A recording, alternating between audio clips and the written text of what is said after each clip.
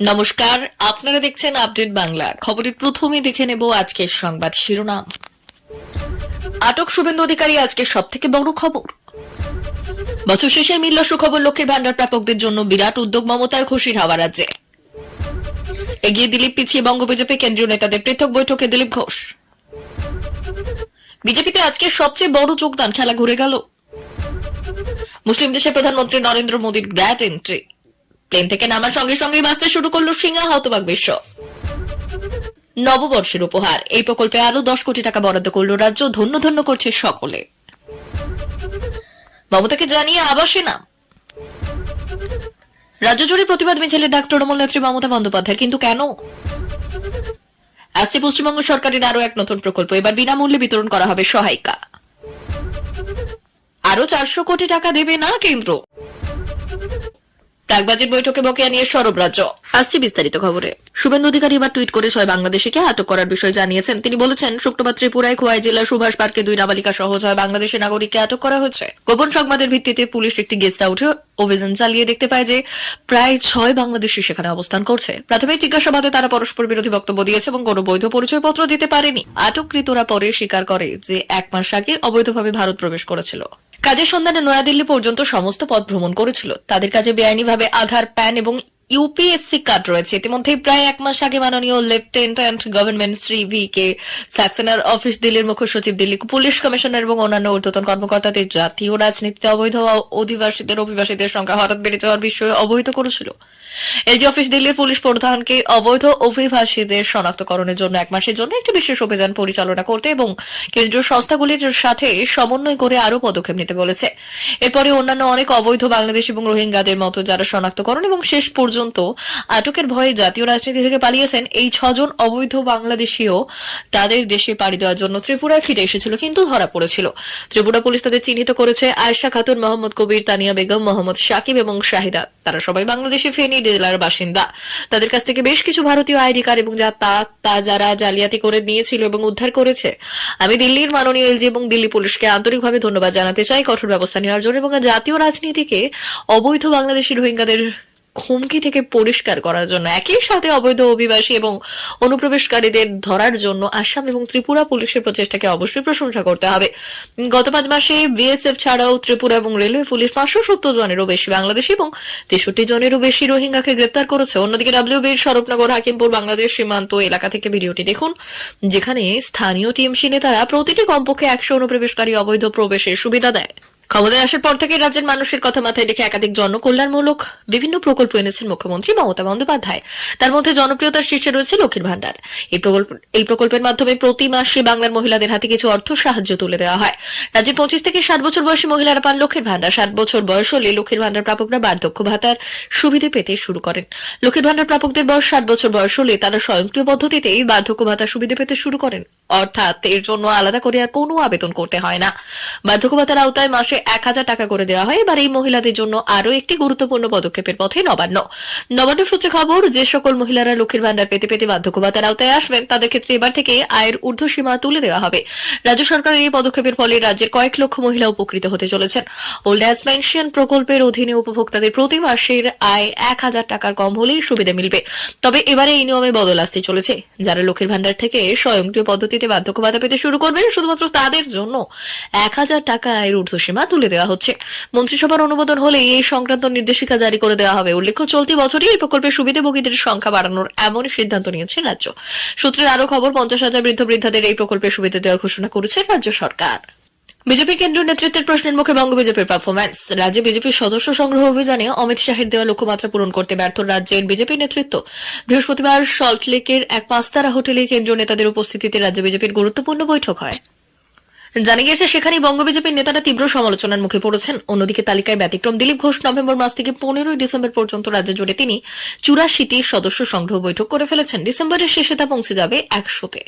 এই পরিস্থিতিতে বৃহস্পতিবার কেন্দ্রীয় নেতৃত্ব পৃথক বৈঠক করেন দিলীপের সঙ্গে, জানিয়ে জল্পনা জড়িয়েছে রাজ্য বিজেপিতে। রাজনৈতিক মহলের অনুমান, এই বৈঠক বঙ্গ বিজেপিতে অন্যরকম সমীকরণের ইঙ্গিত হতে পারে। রাজ্যের প্রতিটি বুথে 200 জন সদস্য সন্ধিভুক্ত করার লক্ষ্যমাত্রা দিয়েছিলেন অমিত শাহ। মোট লক্ষ্য ছিল 1 কোটি সদস্য, কিন্তু তা 22 লক্ষ পর্যন্ত পূরণ হয়েছে। এমনকি পুরাতন সক্রিয় 10 লক্ষ সদস্যদের মধ্যে 50% পুনর্নবীকরণ হয়নি বলে জানা গিয়েছে। জানিয়ে বৃহস্পতিবার কেন্দ্রীয় নেতৃত্বের প্রশ্নের মুখে পড়েছে রাজ্য বিজেপি নেতারা।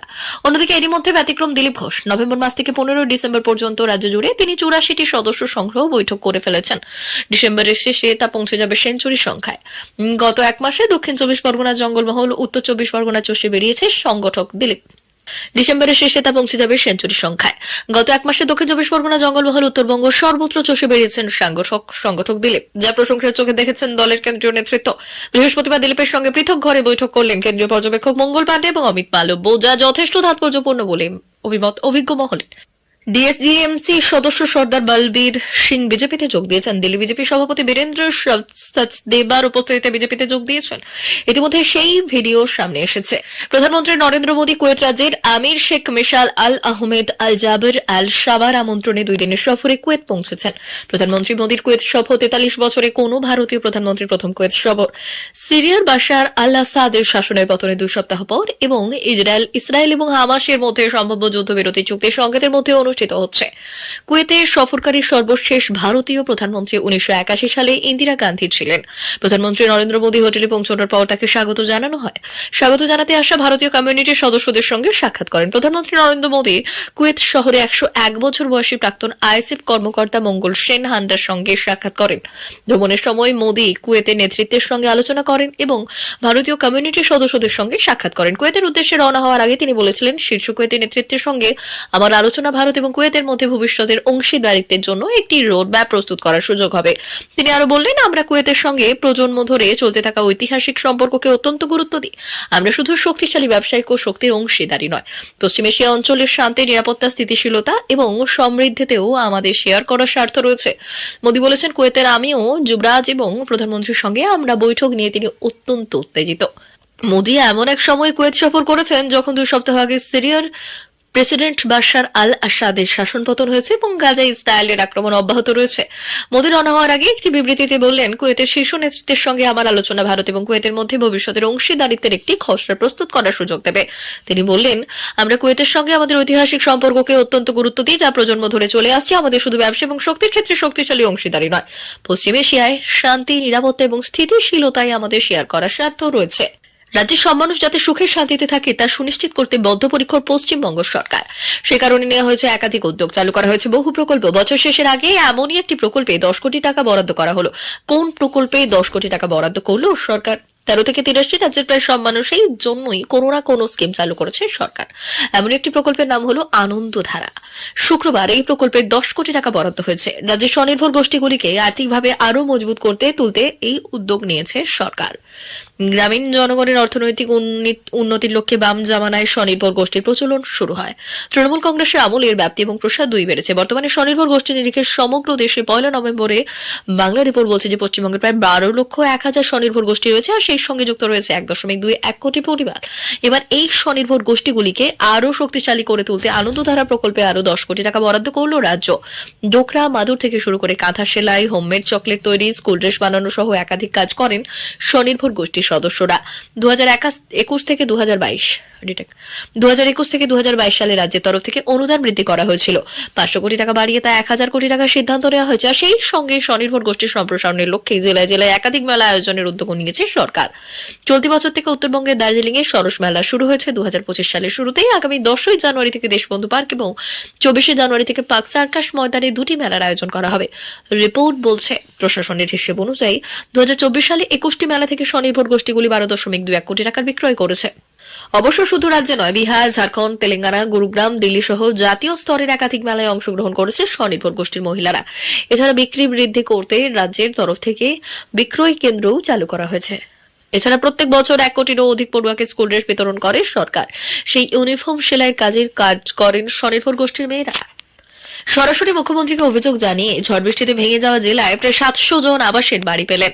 ঝাড়গ্রাম জেলায় আবাসের চূড়ান্ত তালিকা থেকে বাদ গেল প্রায় 2600 জনের নাম। জেলায় 20,183 জনের আবাসের বাড়ির জন্য টাকা পেয়েছেন। তার মধ্যে মুখ্যমন্ত্রী গ্রিভান্স সেলে অভিযোগ জানিয়ে বাড়ি পেয়েছেন 627 জন।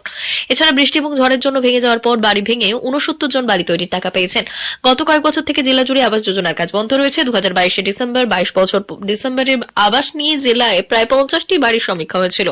এর মধ্যে 50 শতাংশের বেশি গরমিল পাওয়া গিয়েছিল। জেলা জুড়ে এই সমীক্ষা দেখা গিয়েছিল যার পাকা বাড়ি রয়েছে তারাও আবাস যোজনার দাবিদার। আবার একই পরিবারে 2 জন থেকে 3 জনের বাড়ির তালিকাও নাম ছিল।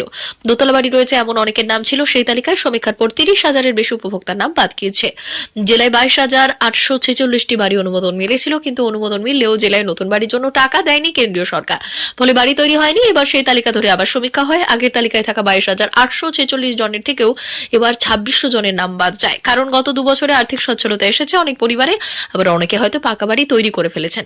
জেলা প্রশাসনের এক আধিকারিক জানাচ্ছে, নিয়ম অনুযায়ী কারো টিনের বা অ্যাসবেস্টারের ছাউনি দেওয়া পাকা 4টি পাকা দেওয়াল থাকলেও তিনি তালিকায় অনুপযুক্ত হিসেবে বিবেচিত হবেন।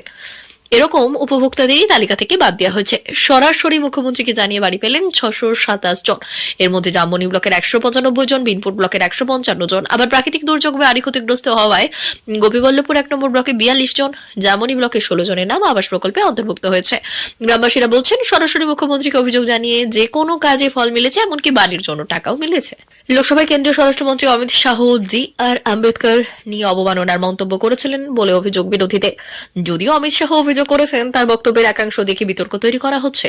পুরো বক্তব্য শুনলে গোটা বিষয়টি স্পষ্ট হবে, কোন রকম অসম্মান করা হয়নি। এবার এই মন্তব্যের তীব্র বিরোধিতা করেছে, এবার পথে নামছে তৃণমূল সহ বিরোধীরা দাবি করেছেন শাহকে এই মন্তব্যের জন্য ক্ষমা চাইতে হবে। এদিন তৃণমূল নেত্রী মমতা বন্দ্যোপাধ্যায় রাজ্যের প্রতিটি ব্লক এবং পৌরসভাতে এই কলকাতার প্রতিটি ওয়ার্ডে প্রতিবাদ মিছিল সংগঠিত হবে বলে জানিয়েছেন। নিজের সোশ্যাল মিডিয়ায় বিজেপিকে তীব্র আক্রমণ পোস্ট করেছেন মমতা। তাতেই জানিয়েছেন আগামী 23 ডিসেম্বর দুপুর 2টা থেকে 3টে পর্যন্ত প্রতিবাদ মিছিল হবে। তিনি আরো লেখেন যে গণতন্ত্র রক্ষার্থে এবং ঘৃণ্য স্বৈরাচারী বিজেপির সকল চক্রান্ত এবং ষড়যন্ত্রের বিরুদ্ধে রুখে দাঁড়াতে এই মিছিল। সংবিধান প্রণেতা বাবা সাহেব আম্বেদকরের অপমান মানছি না, মানব না। এই জাতিবিদ্বেষী বিজেপি সরকারকে ধিক্কার। এদের দলিত বিরোধী মুখোশ উন্মোচিত হচ্ছে। কেন্দ্রীয় স্বরাষ্ট্রমন্ত্রী অমিত শাহ সংসদের মর্যাদাকে লঙ্ঘন করেছেন এবং আমাদের সংবিধানের জনক বাবা সাহেব ডক্টর বি.আর. আম্বেদকর এবং সংবিধানের খসড়া কমিটির বাকি সকল বরণীয় এবং স্মরণীয় ব্যক্তিদের প্রতি বিরুদ্ধে অবমাননাকর মন্তব্য করেছেন। তিনি আরো বলেছেন, এটি কেবলমাত্র বাবা সাহেবের অপমান নয়, এটি আমাদের সংবিধানের মেরুদণ্ডের উপর একটি আঘাত এবং আমাদের দলিত এবং আদিবাসী ভাই বোনদের প্রতি বিশ্বাসঘাতকতা। পরিশেষে তিনি লিখেছেন যে আমি আপনাদের সবাইকে আহ্বান জানাই, আসুন আমরা আমাদের সংবিধানের মূল্যবোধ রক্ষার জন্য একত্রিত হই।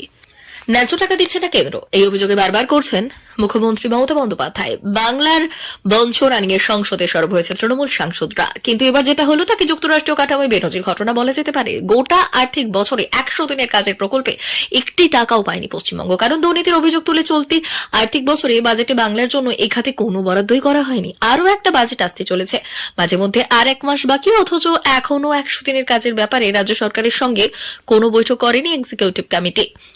তাতেই অশনিসংখ্য দেখছেন অনেকে, কারণ কেন্দ্র রাজ্য এই বৈঠক না হলে 100 দিনের কাজ প্রকল্প খাতে পশ্চিমবঙ্গের জন্য কোনো বরাদ্দ হওয়ার সম্ভাবনা ক্ষীণ।